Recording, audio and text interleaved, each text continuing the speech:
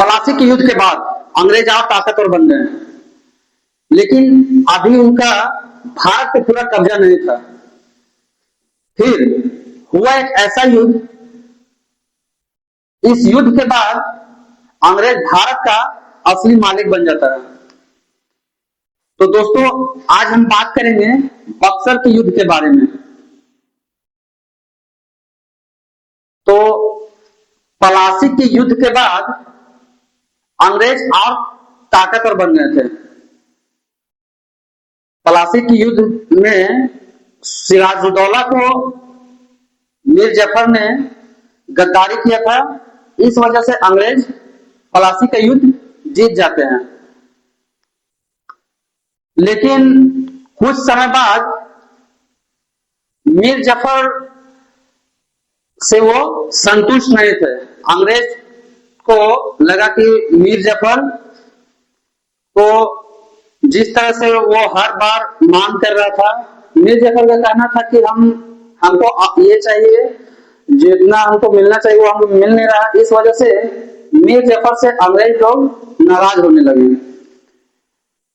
तो बाद में मीर जफर को हटा के मीर जफर का दामाद था मीर कासिम। फिर अंग्रेज ने मीर कासिम को बंगाल का नवाब बना दिया। लेकिन कुछ समय बाद मीर कासिम को यह बात समझ में आ रही थी कि अगर अंग्रेज को यहां पे नहीं रोका गया तो ये धीरे धीरे बंगाल पे कब्जा कर लेंगे। तो इस वजह से मीर कासिम ने अंग्रेजों के खिलाफ विरोध किया और अंग्रेज को बोला कि हमें जो आप मीर जफर को सैलरी के बेसिस पर रखे थे और मीर कासिम को मीर जफर को आप यूज कर रहे थे बंगाल विभाजन के कारण, तो इस वजह से मीर कासिम को कहीं ना कहीं लग रहा था कि अंग्रेज हमें भी यूज कर रहा। पिछला वीडियो में बताए थे दोस्तों कि मीर जफर एक ज्यादा तेज और होशियार नहीं था। तो मीर जफर जो था वो गद्दारी करता सिराजुद्दौला के साथ, और उस समय सिराजुद्दौला का कुछ खास उम्र नहीं था, इसलिए मीर जफर को कहीं ना कहीं ये लग रहा था कि ये कम उम्र का बच्चा कह सकते हैं, ये शासक के लायक नहीं है। इस वजह से मीर जफर ने ये सोच के सिराजुद्दौला के साथ गद्दारी किया। तो मीर जफर को अब पता चल चुका था कि अंग्रेज हमें भी यूज कर रहे हैं, क्योंकि ब्रिटिश ईस्ट इंडिया कंपनी का जो एक नेतृत्व करता था रॉबर्ट क्लाइव, तो रॉबर्ट क्लाइव ने मीर जफर को राजनीति से अपनी ओर कर लेता है। तो जब मीर जफर सिराजुद्दौला के साथ गद्दारी करके अंग्रेज के साथ मिल गया, मीर जफर को लगा कि अब हम तो बंगाल का नवाब बन जाएंगे। सिराजुद्दौला मारा जा चुका था, अब मीर जफर सोचा कि हम बंगाल का नवाब बन जाएंगे। लेकिन इसे यह बात का पता नहीं था कि बस जस्ट अंग्रेज इसे यूज कर रहे हैं और एक ढाल बना के रखे हैं। ये कहने का बंगाल का नवाब था, लेकिन ये अंग्रेज का कठपुतली था।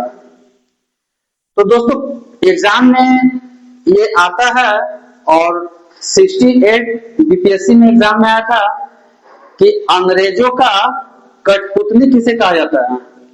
तो अंग्रेजों का कठपुतली कहा जाता है मीर जफर को। ये एग्जाम में आ चुका था 68 बीपीएससी में। अब युद्ध की रणनीति मीर जफर मीर कासिम शुरू करता है। तो अंग्रेज का जो ब्रिटिश ईस्ट इंडिया कंपनी का जो नेतृत्व करता था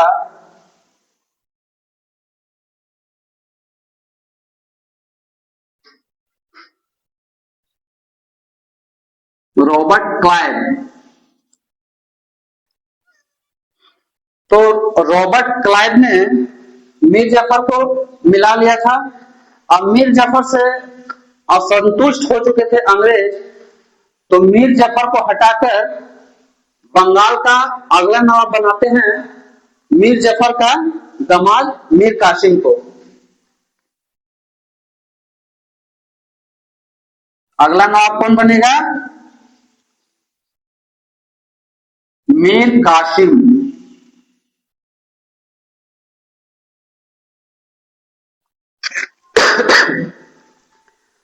तो मीर कासिम को अब लगा कि हम बंगाल में रह के अंग्रेजों का विरुद्ध लड़ाई नहीं कर सकते हैं, तो इन्होंने अपना राजधानी बदलकर मुंगेर कर दिया। और ये मुंगेर जाने के बाद ये सोचा कि अब अंग्रेज से अकेले हम नहीं लड़ पाएंगे, तो मीर कासिम ने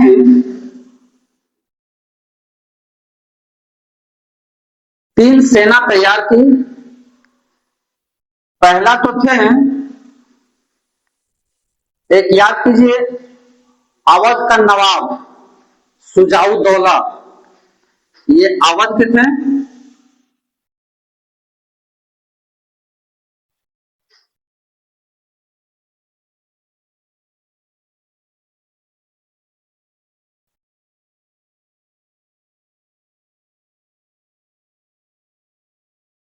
ये अवध के नवाब थे, ठीक है।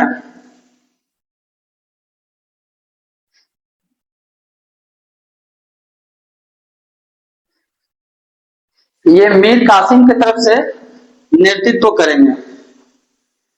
तो पहला था सुजाउद्दौला जो अवध के नवाब थे, और दूसरा थे मुगल बादशाह के शासक, इनका नाम था शाह आलम द्वितीय। शाह आलम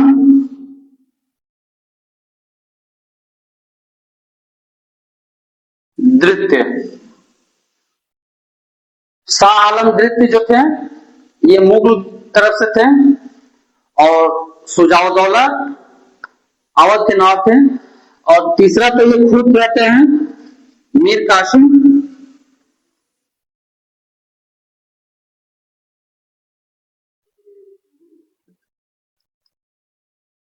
तो अब ये तीनों मिलकर अंग्रेज के खिलाफ युद्ध शुरू करते हैं। लेकिन पहले पलासी का युद्ध जो 1757 में इन्होंने युद्ध जीत लिया था, तो अब अंग्रेज को आइडिया हो गया था कि कैसे युद्ध लड़ना है, किन रणनीति को यूज करके हम लोग युद्ध में जीत पाएंगे। क्योंकि अब अंग्रेज को सिर्फ व्यापार नहीं करना था, अब इन्हें पूरा भारत पे कब्जा करना था। भारत पे कब्जा करना था, तो इन लोग को लगा कि यहाँ पे 3 लोग हैं और हम अकेले हैं। तो अंग्रेज की तरफ से पहला जो प्लासी के युद्ध में 1757 में जो नेतृत्व कर रहे थे रॉबर्ट क्लाइव, अब ये एक और लाते हैं खूंखार सेनापति जिसका नाम होगा हेक्टर मुनरो।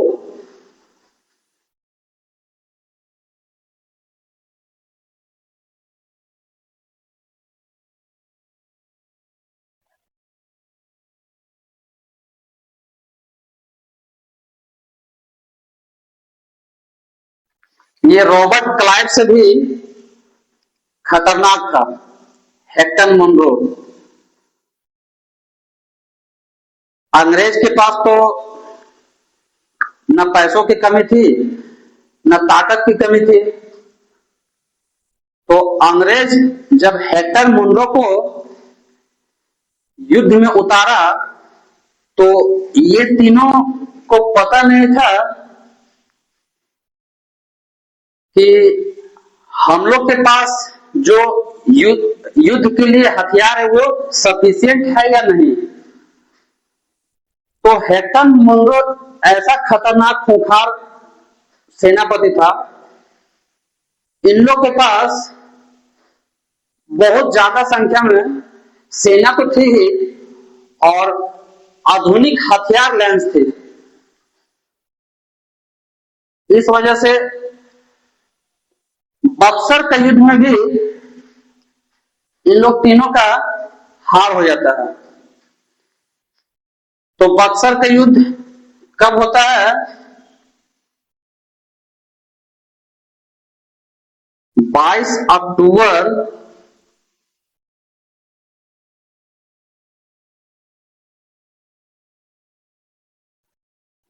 1764। 22 अक्टूबर 1764 को बक्सर के युद्ध में भी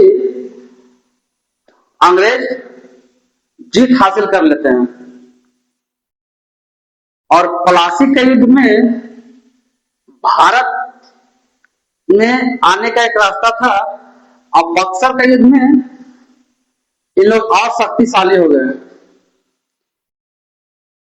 तो दोस्तों प्लासी का युद्ध भारत में एक रास्ता दिखाया, लेकिन बक्सर के युद्ध से कंफर्म हो गया कि अब ये भारत के असली मालिक हो गए। तो दोस्तों अपनी राय कमेंट में हमें बताएं कि क्या भारतीय राजा अगर एकजुट होती तो क्या अंग्रेज जीत पाते हैं? ये अपनी राय कमेंट में बताएं। और आज के लिए इतना ही। अगर वीडियो पसंद आई हो तो चैनल को सब्सक्राइब करें और ऐसे ही इंटरेस्टिंग वीडियो के लिए लाइक और शेयर करना ना भूलें। Thank you. जय हिंद।